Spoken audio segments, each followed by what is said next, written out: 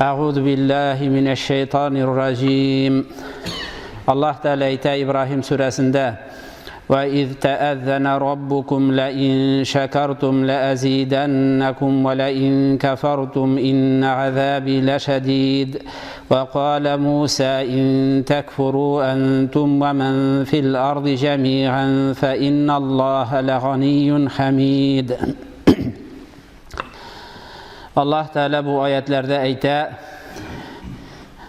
hem sizin Rabbiniz Allah Teala ant etdi yoki o'zining va'dasini e'lon etdi. Agar siz shukr qilsangiz men sizga orttirarman. Agar kufrlik qilsangiz mening g'azabim qattiq bo'lar dedi. Ham Musa payg'ambar aytdi o'zining xalqina agar siz kufrlik qilsangiz ham yer yuzida bo'lgan barcha xalqlar da kufrlik qilsa da Alloh taolo boy yani hech bir kimga muhtoj tugul, sizning shukr etuga muhtoj tugul, ham Alloh taolo maqtovli. Alloh taolo o'zidan o'zi maqtovli, maqtovga loyiqli zot deb aytdi. Shulay aytib Alloh taolo ant eta, va'da eta, shukr qilsangiz, Alloh taolo bergan ne'matlarga rahmatli bo'lsangiz, Alloh taolo sizga bu ne'matlarni orttirar. Agar kufrlik qilsangiz, ya'ni Alloh taolo bergan ne'matlarni tonimasangiz, zorlansangiz, Alloh taolaning g'azabi qattiqdir. Ya'ni u bergan ne'matlarni olir, ham uning ustuna ustab tag'i qattiq g'azab jibarir. Musa payg'ambar da o'zining xalqina aytdi.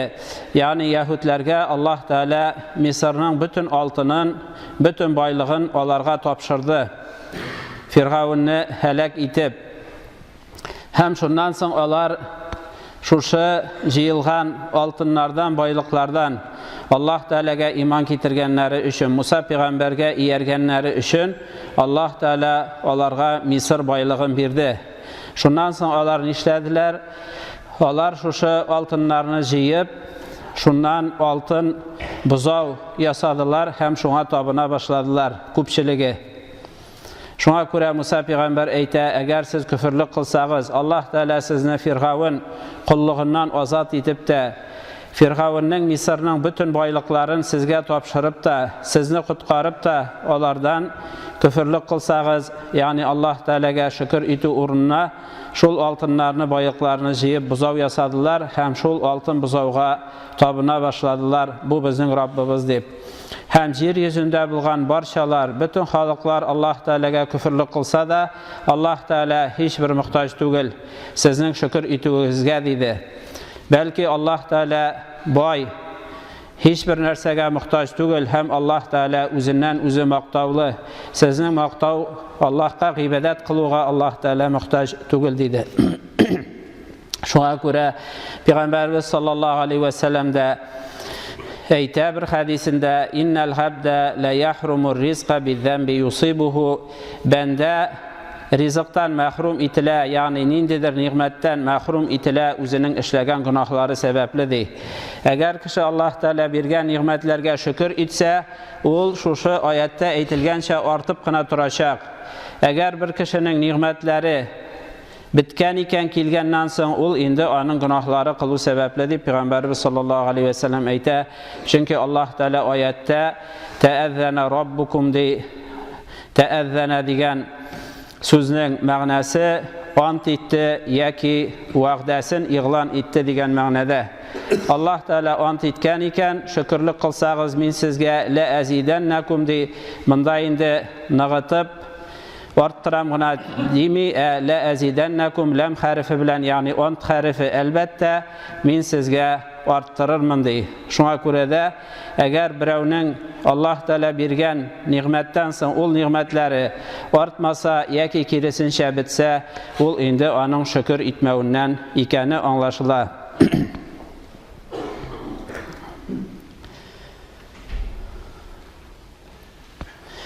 Ham Peygamberimiz sallallahu aleyhi ve sellem'nin hadislerinde şulay Alloh taolo shunday boy adam balalarına iksiz çeksiz байлыклар берсә дә, шушы байлыклар Аллаһ Тәала биргән ниғмәтләр диңгезгә инә тыгып алганнан соң диңгездәге су кимемәгән кебек, Аллаһ Тәаланың байлыгы, ниғмәтләре кимемәс дигән. Һәм инде хәзерге вакытта шундай сүзләр ишетергә була, мәсәлән, менә элек әйбәт иде дигән сүзләрне. Шушы аятларга нигезләнеп, чагыштырып карасак, безнең хәзерге вакытта шөкер итәргә тиеш булуыбыз, ягъни артыграк, Аллаһ Тәала биргән ниғмәтләр күбрәк. Элекке заманнарны сагыну, менә элек әйбәт иде, тегеләй иде, булай иде дигән Аллаһ Тәала Коръән аятларында әйтә.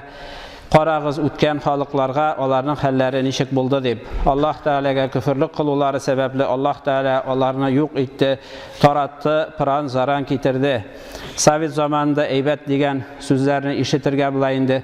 Әгәр Совет заманында әйбәт булган булса, дөрес булган булса, инде шушы мәчетләребезгә бабайлар сыймас иде.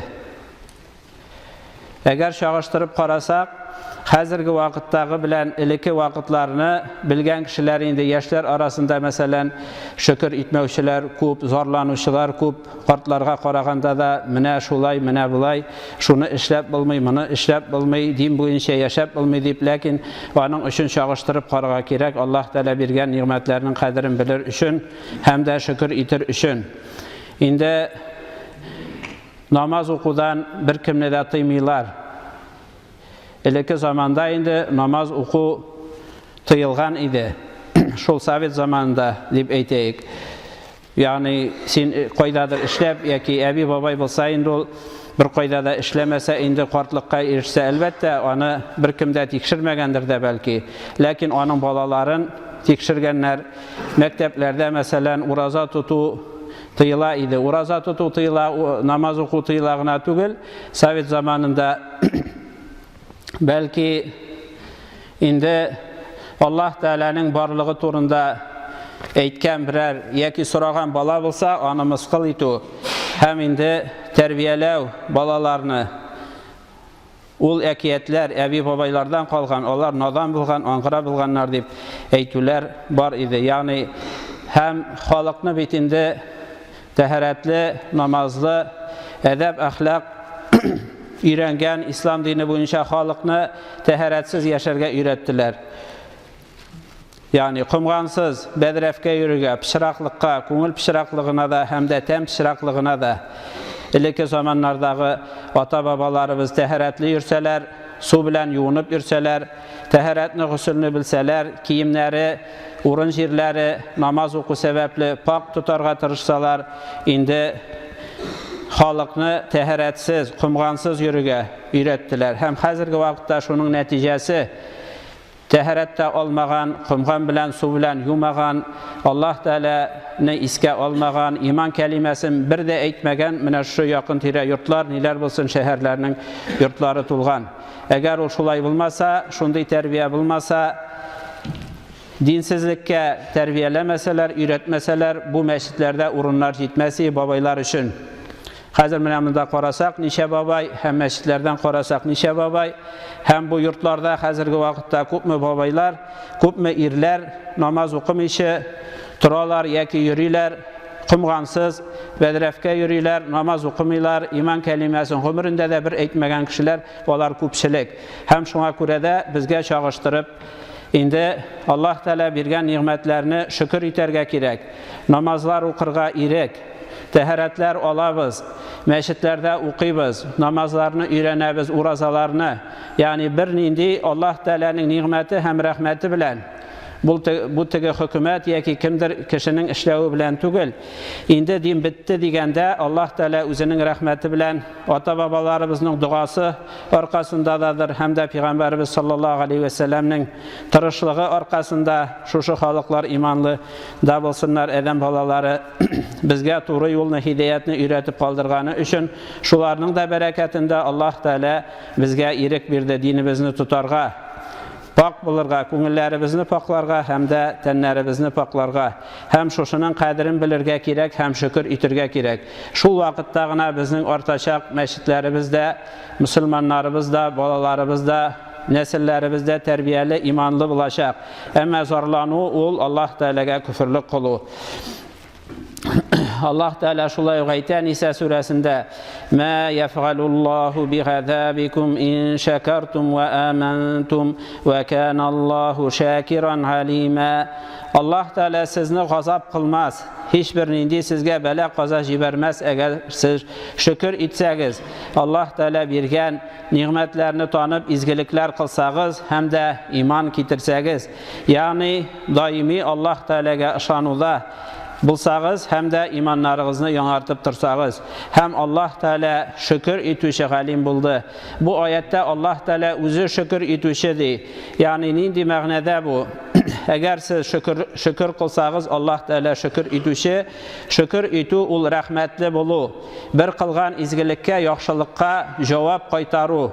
Əyində Allah Teala siz qılğan şükürünüz üçün, rəhmətləriniz üçün Allah Teala'ga iman sizə birgəni üçün, Müslümanlardan qılğanı üçün Allah Teala'nı tanu, onu zikr etu, ona ibadət qılu, həm həmid sənələr qılu.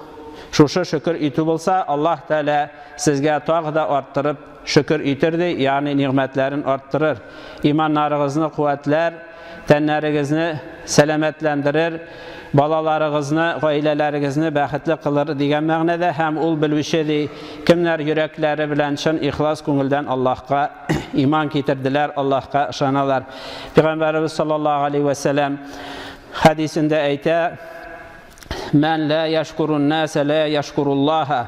Allah Teala'ga şükür etu ul g'ibadət qılığına tugul, kişilərə də şükürlü, rəhmətli bulu. Onların qılğan izgi əməllərinə, izgiliklərinə, yaxşılıqlarına cavab qaytaru. Şunday əməllər, izgiliklər bilən yəki arttırıb dağı da Peygamberimiz sallallahu aleyhi ve sellem hər vaqt tırışqan, əgər ona izgilik qılsalar, yəki nərsədir bülək etsələr, arttırıb birigə tırışqan. Əgər onu buldura olmasan, onlarga izgilik qılu dua bilən.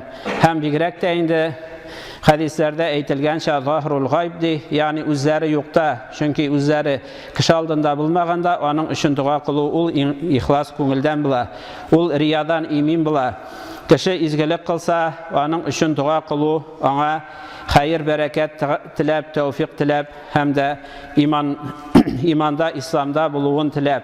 Şuşuda şükür etu. Şuna görə də kishilarga qilgan, yani izgilikləri üçün, yaxşılıqları üçün, ol din yolunda bilsin, dünya işində bilsin, onlarga şükür etu, onlarga rəhmətli bulu, ol Allah Teala'ga şükür etu, Allah Teala'nın nimetlərini tanu. Çünki var şunday kişilərdə, onlarga başqalar izgilik qılsalar, yəki nindidir yaxşılıq işləsələr, hətta ol tiyişli bulsa da, onlarga şükür etu, yaxşılığına cavab qaytaru, rəhmət sözü bilən bilsin, yəki şunday izgilik, yəki yaxşılıq bilən bilsin, yəki onun üçün dua qılıb,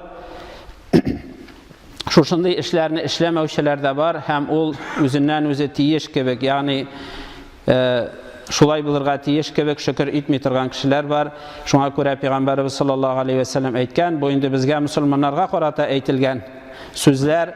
Kim kişilerge şükür etmese, rəhmətli bulmasa, onların qılğan yaxşılıqlarına rəhmət etmese, onlarga cavab etip mümkün bulsa, yaxşılıq qılmasa, yəki onlar üçün dua qılmasa, bu kişi indi Allah Teala'ga da şükür etmey turgan kişi deyip Peygamberimiz sallallahu aleyhi ve sellem aytə. Çünki kişilərinin bizə yaxşılıq, izgilik qılуları, ol Allah Teala'nın rəhməti həm niməti bilən. Şuna görə də ol kişilərə rəhmətli bulu da, ol Allah Teala'nın nimetlərini tanu, həm Allah Teala'ga rəhmətli bulu. Luqman surəsində Allah Teala aytə: وَلَقَدْ آتَيْنَا لُقْمَانَ الْحِكْمَةَ أَنْ يَشْكُرْ لِلَّهِ وَمَنْ يَشْكُرْ فَإِنَّمَا يَشْكُرُ لِنَفْسِهِ وَمَنْ كَفَرَ فَإِنَّ اللَّهَ غَنِيٌّ حَمِيدٌ. Həm biz de Allah Teala aytə, Luqmanğa hikmətini verdik. Allah Teala'nı şükür etsin üçün, Allah Teala'ga rəhmətli bilsin üçün. Yani şu hikmet arkasında Luqman Allah Teala'ga şükür etken, rəhmətli bilgan, şükür qılgan.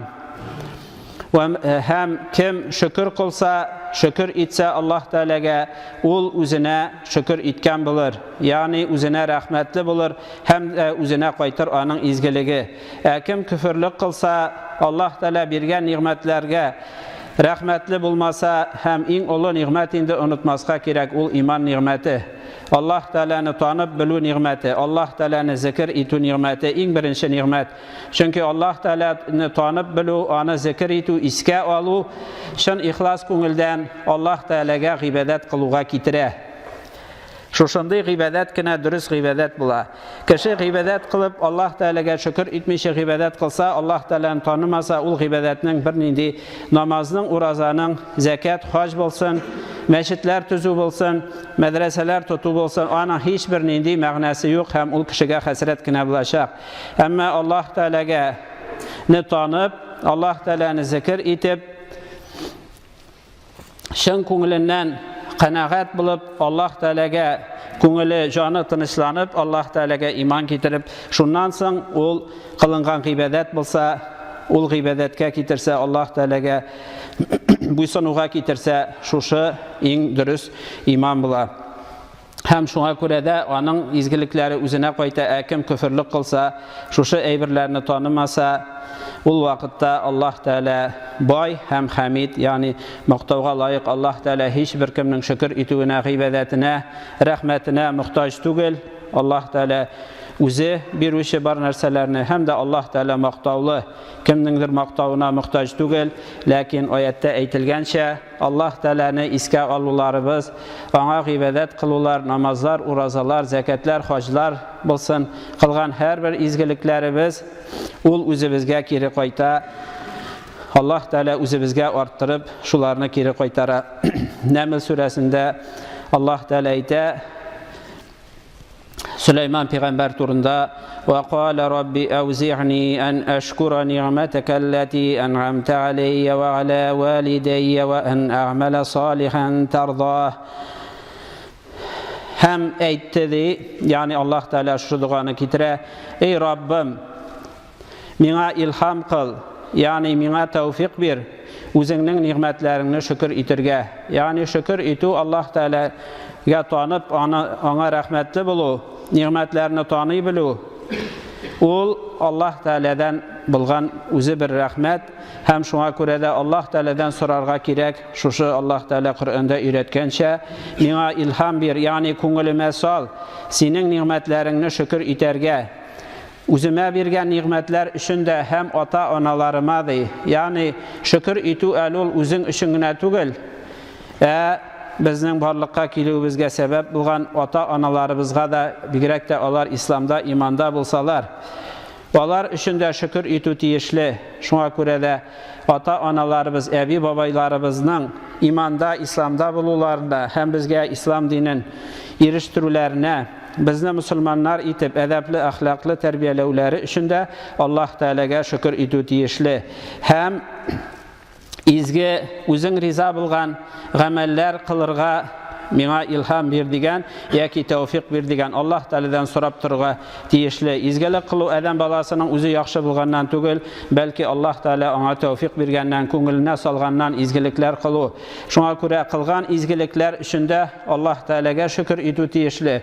Çünkü ol sizin көңілlerге salgan şuşu izgeliklerini kılırga, g'ibadatlar bolsun, kişilerge yardım itu bolsun, sadakalar bolsun, hem başkaları Allah Teala'nın rahmeti hem nimeti bilen şu vakitte Allah Teala sizge bu rahmetin, nimetin arttırırdı. Indi Allah Teala barşalarımızı da şükür itüşülerden bulurlarımızı nasip kılsaydı, özünün nimetlerine küfür kılıdan Allah Teala özü saklasaydı, Allah Teala bizge iman beruşu, İslam beruşu, hem de Allah Teala bizni doğru yolga göndəruşu, özümüzni, ata babalarımızı, hem nesillerimizni, hem de her bir kılgan izgiliklerimiz Allah Teala'nın rahmeti hem tevfiki bilen Allah Teala'ga barşa maqtavlar, hamid senelerimiz bulsaydı. Ibadallahi usikum ve nefsi bi takvallah. İnnallaha ma'allezine taqav vellezine hum muhsinun.